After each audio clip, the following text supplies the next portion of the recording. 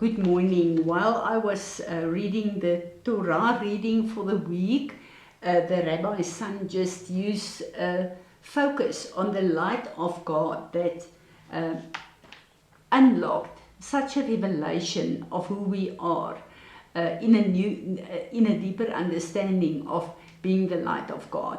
So when we say that we are the light of God, we know that Jesus revealed himself through the Feast of Tabernacles, and he stood there and he said, I'm the light of the world, and also I'm the living water. So water and light, we know, is very, very essential for every life, in the physical but also in the spirit.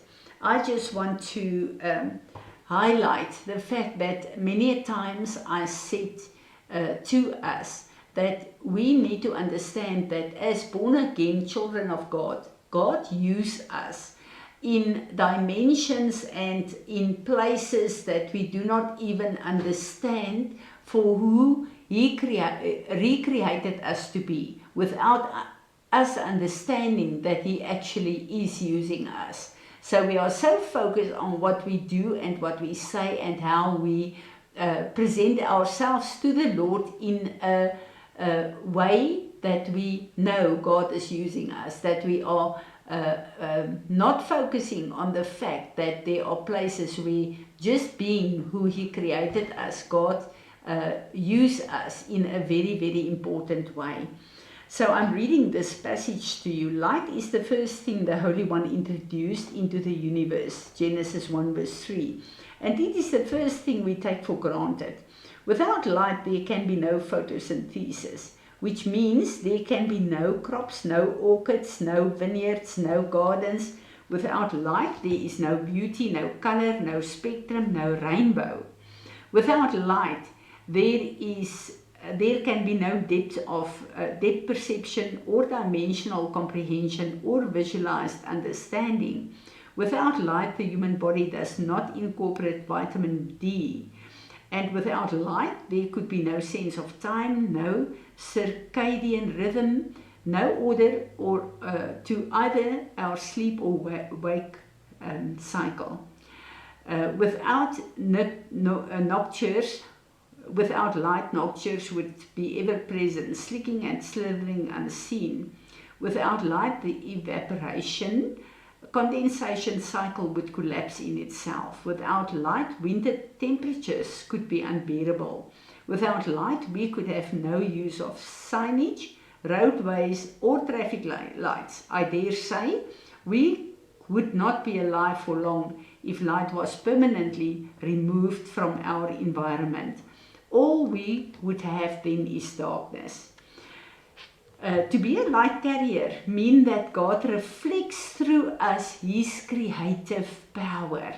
I want to read this passage from a scientist. Light is essential for life on Earth, primarily by powering photosynthesis for plants, the base of the whole food web, enabling vision to perceive the world, regulating human circadian rhythms for sleep and mood, and providing warmth and energy like vitamin D synthesis and solar power that drives ecosystems and technology.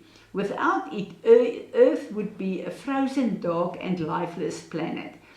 As it's the fundamental energy source of nearly all biological and many physical processes, the sun is the source of life and energy. Nothing can exist without light. Now, when we look at the fact that we just take light for granted, if you go to your room and you want to switch on the light, the minute that you switch it on, you do not even think or expect anything but light that will come through the bulbs. And we do not think there should be light. We do not think what this light is. We just take this for granted. And when you walk into a dark room, you can see nothing, you can do nothing. This is just a space of darkness. And the minute that you put on the light, it brings an order, and you can then do what you plan to do in this room. And this is part of your life and part of your day. Now, if we look at the physical manifestation and the meaning of light, and we see what this the source of light creates on earth and allows on earth and on in our lives, bring it back to us as being the light carriers of God. If light in the physical means to bring life and energy to places in darkness, where light comes and removes darkness and starts a divine order of what life to create, to grow, to bring forth the fruit necessary to make life sustainable on earth. This is exactly what we need to understand of what we are doing in the Spirit. We are God's creative power, and light do not focus on itself. It just our light, and then what the essence of light is, and what the meaning and the creative power of light is, starts to work in a place where the light enters. And this is one of the things I want us to focus on. Whenever God uses us, wherever we go, whatever we do, there is a place where God uses us and the light of God to work in places we did not plan, or that we cannot really see or understand.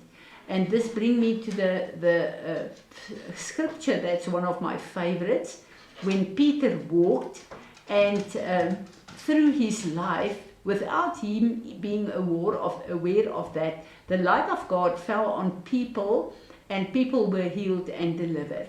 Now, this is exactly one of the places we need to understand where God used us without us knowing this. And to me, it's so important to understand that we need to be who God created us through our salvation experience. We are the carriers of His light and the fullness of Jesus on this earth.